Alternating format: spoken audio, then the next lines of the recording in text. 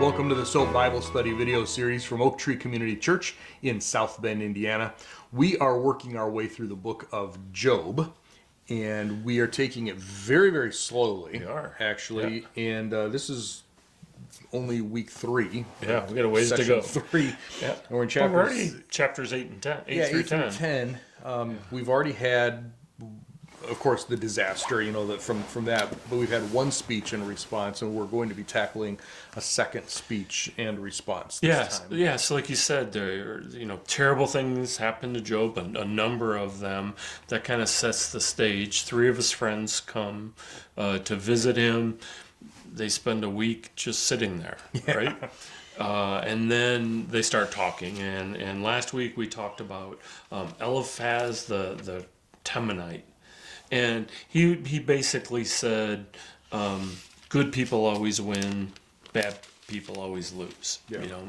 And with the inference there is, since this bad thing happened to you, you're a bad person. Yeah. You sinned someplace. Yeah. So find the sin. Right. Find the sin and repent. Job disagreed. Yeah.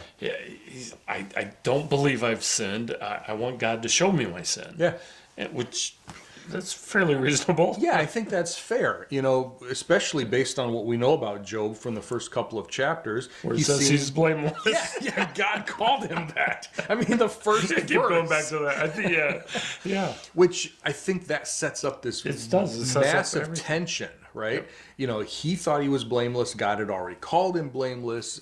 He seemed to keep a short account with God for himself, for his children. It seemed in the first couple of chapters that he was doing everything right. So how or why, here's the question, why do bad things happen to good people? Yeah. And that's the book, kind of right? That's the higher level of where we're at. And he was asking the same question. And his friends were asking the same question. Yep. And like you said, Eliphaz's conclusion was, they don't necessarily happen to bad people. Or bad things don't happen to good people. So you must have felt, slipped down, fallen down on the job here. Yeah. So now we're with Bildad, right? Bildad? Mm-hmm. And it's his first speech. And by the way, I've got to tell you. Okay. I'm already laughing. I'm not quite sure where you're going with it. Bildad, some people in the Bible, we don't really know how tall. Goliath was tall, Zacchaeus was short. Bildad was short. Yeah. How we know that? How short was he? He was a shoe height. Nice. All right. I don't know that we're editing that out, but yeah. So, He always edits out my parts. yeah, right. Yeah, edit out yours, keep mine. Okay. Yeah. So what about Bildad? Well, he basically starts after Job's response, and the first thing he says is, "You're full of hot air."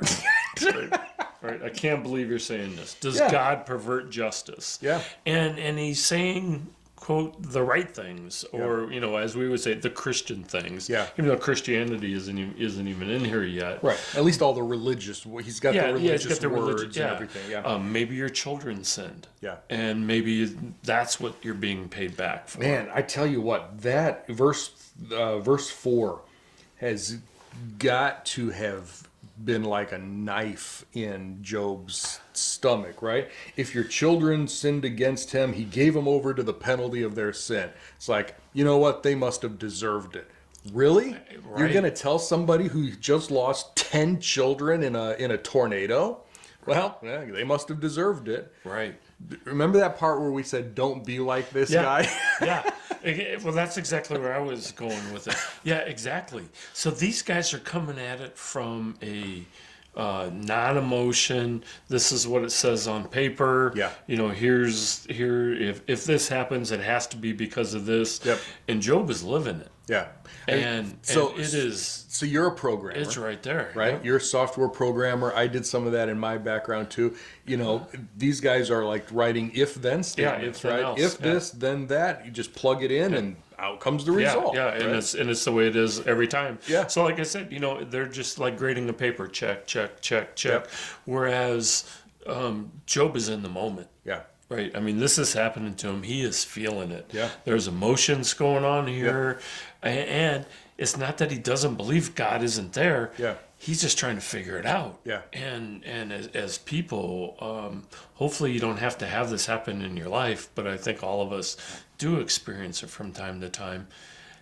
It's not fun. There is no fun in there. And I don't know what his theology of, let's say, the devil or Satan would be at this point. He never seems to mention, none of these guys seem to mention a devil. They keep going back. There is an assumption that God is the one doing this. Now, again, they didn't get to read chapters 1 and 2. We know what God's involvement has been. He gave permission. He's allowing this. He's keeping Satan on a leash. You can go this far and no further. But these guys don't seem to have any space for that in their theology. Of the evil, of the whatever. It's God is in charge and micromanaging every little detail of everything, which is obviously not true. Right, but I do think this is one of the books where we get that idea of God. Yeah. And without Job, I'm not sure we would have got that far. Could be. With it. I think that brings up a really important point about inspiration, and we could see this in many other places, even just in this book and in the Bible. But sometimes we get the idea that if it's in the Bible, it must be true, and that's not. Well, from what, and the three friends are the perfect example. Of I mean, they're saying things that are very religious. They sound good. They sound right, but it's not exactly true. Yeah. So let me clarify what I'm not saying that the Bible is not true. Before we get too far down on that, the Bible God has chosen to accurately record and represent what these guys said, what these guys thought. Okay. So in that sense, the Bible is true here. It accurately is saying this is what Bildad said. This is what Job believed. But what they believed is wrong. What they were saying was sometimes correct, sometimes incorrect. Their conclusions were definitely incorrect, but it's accurately, perfectly preserved for us in here. So we've got to be careful in saying, well, yes, everything in the Bible is true in the sense that it did indeed happen, even if it was not correct. So we don't want to be building doctrine, is what I'm saying, off of here. But that's, so we have Bildad, saying things that I was trying to paraphrase what you were saying. Doctrinally were the words, but not correct. Yeah. And now we have Job in chapter 9 kind of responding to it. Yeah. And Job has some awesome things there. And he basically says, look, conceptually I agree with what you're saying, but here's where I'm at. How can anybody stand justly in front of God? Yeah.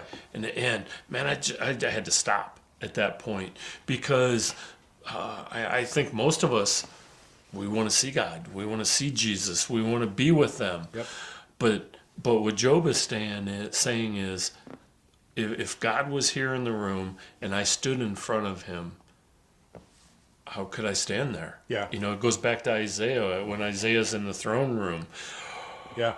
Wow, and he can't even speak. Yep. Yeah, I'm unclean, and the coal on the lips and all that. The same way I think Job is feeling the same way. How can I stand justly before God? And so that seems to be conceding Bildad's point, right? Because Bildad and except he Eliphaz says, both, how can anybody? Right. So not just me. Not just me. All of us are guilty. Yeah. We've all done something wrong. I mean, Right. he didn't come out and say that, but it's implied here. And I think, nobody can stand there. And I think that's important because it's almost as if the three guys are saying, it's not just you have sinned, but you are sinful. You're not perfect. And Job's response is, okay, but none of us is perfect. But at least I've tried to keep a short account. Right. All of those things. Just show me where I'm wrong. Right. Which, if you take the flip side of that, do the three think they are perfect? I mean, they had a similar life to Job in that family, wealth, Right. Prosperity. They must be holy because God has elevated them. Certainly, not that that's necessarily true, but it's their reality, Yeah. or what they're seeing. And they're going to become increasingly accusatory Yeah. as time goes on here, right? Yeah. And he's going to be defending himself, but at the same time knowing that he's not perfect and it's somewhat indefensible, but it's like, just show me. Yeah. Right? Yeah. There's a couple lines here in chapter 9 that is awesome. I can't even debate with God. I mean, he is so ahead of me. I'm certainly not stronger than him. He can even move mountains. Yep. I can't even see God. Yep. And I think this is where he also lists the line, if I asked God to show up and he did show up, I wouldn't even think that was him. And how true is that? Yeah. Where we even see in the Bible where an angel shows up to somebody, boom, we're up there on the ground. Right. And there's no reason to think it wouldn't be us too. Right. That would be on the ground. Of course, the angel's like, no, you don't worship me. Right. I figured it was God. Yeah. And then Jesus shows up and they just argue with him. No, you're not. I love the first part of chapter 9 because just some of the awesome imagery and the word pictures. He removes mountains. He shakes the earth so that its pillars tremble. He commands the sun. He seals up the stars. He talks about constellations. Just like we're talking huge stuff, big stuff. And Job is once again. How can I compete with that? Yeah. First of all, I'm not justful. So if I go in front of him, what am I going to say? I'm going to babble. Yeah. I'm even though I believe I'm innocent, all I can do is ask for mercy. Yeah. Which generally comes when you're guilty. Right. It's the only reason you need mercy. Yeah. So it's the right attitude. It's still a humble attitude. He's still just trying to search out the answers, and he can't figure out why they seem to be against him. Yeah. In He this comes process. back. There was one more in there, right? God isn't even allowing me to recover my breath. Yeah. So it's like he's just like he's in a fight. Yep. Right? And he gets punched and his breath is taken away. Hold on. But there's no holding on, right? Here comes the next punch and the next punch and the next punch. And how much of this do I need to take? Yeah. And you think each one of those, his livestock is taken away, his servants are taken away, his family is taken away. Each one of those are definitely what we call gut punches. Yeah. Yep. Yeah. Yep. So he ends at least this chapter with him saying that he's blameless. He doesn't even know who he is, and he hates his life. Yeah. And I think it's important to see how Job sees God at this point. He destroyed the blameless and the guilty. Yeah. So certainly you would expect the guilty to be, destroyed, but the blameless. Yeah. Why are they getting caught up? Right, in but it? that's how he's feeling. Right? Yeah. I feel like I'm blameless. Yeah. He's utterly destroying me, and he's mocking me. Right, because all this is happening with me, and my friends aren't getting it, and where's the justice in that? Judges, he's being judged, but the judges' faces are being covered. Right, they're not paying any attention to him. They're not hearing his case. Yeah. Nobody is listening to him. Yeah. So what do we say? They're turning a blind eye to. Yeah. Right. Yeah, and then you said about God, if God isn't doing this, who is? Yeah. Which is an awesome question. Ooh, is there somebody bigger than God? Yeah. There it is. If not, somebody smaller than God is doing this. And why isn't God? Well, even still, God would still be in charge. Right. Why isn't God helping me? Yep. Yeah. Yep. And I think these are all good questions that people, here we are, still- 3,000 years later, or 4,000 years later, really, still asking some of these same questions. Yeah, when the bad thing happens to us. Where's God? Yep. Where's God? Why is this happening to me? And then he's even realizing, okay, I just want an arbitrator, right? Because God is pushing so hard on me and he's not hearing me. I want somebody in the middle. Yeah. First of all, I want to be able to take a breath. Yeah, right. And second of all, I don't want to live my life in terror from God anymore. Yep. Those were the two things he really wanted. Now we can talk. Yeah. He wants to have that discussion. Well, and if God's not going to show up and listen, if God's not willing to listen to me, maybe somebody Maybe an else, arbitrator would. get a mediator in there. So I see that the mediator, the arbitrator, and the first thing I think of is Jesus. Of course. In there. there wasn't a concept of Jesus. That's not at his. this Yeah, point in he's not time. thinking about that. Yeah. But I love the fact that Paul does come back in 1 Timothy and use that concept and say, you know what, 4,000. I guess it wasn't 2,000 years ago for Paul. Job was asking for a mediator, and we now And then we finally have have one. one. And Yeah. only is it Jesus alone can be that mediator between God and humanity. Yeah. I think also in here it's important to note Job doesn't ask to be healed from his pain. Yeah. He's just trying to figure out why. Yeah. And we'll see later if I'm at fault, I deserve this. Yep. I get it. But why? Yep. Yep. Yeah. Yep. Yeah. Okay. Then chapter 10, Job is weary of his life, and I think there's some great stuff in 9 and 10. These are long chapters, and they're really drawn out, and they're saying the things over and over again. Yeah. And I think that's intended. Yeah. I think Job as a writer is trying to get his feelings out on how hurt he is and how weary and how dragging this is on his body, and I think he actually does a very good job. And anyone of who conveying has that. who has dealt with depression or whatever, I mean, they're going to be able to see. They're going to see themselves in here. They're going to know exactly what Job is going through, because we see this in the Psalms. We see this here in Job. You know, you're physically exhausted, mentally exhausted, emotionally exhausted, and yet you keep fighting and asking, and there's no response, no answer. Right, which has to be the most frustrating part. And so part of it. your last resort or whatever is just, I'm done with life. If this is what it's going to be like, I don't. Well, why? Yeah, let me off the train. yeah. Well, and Job even takes it a step further.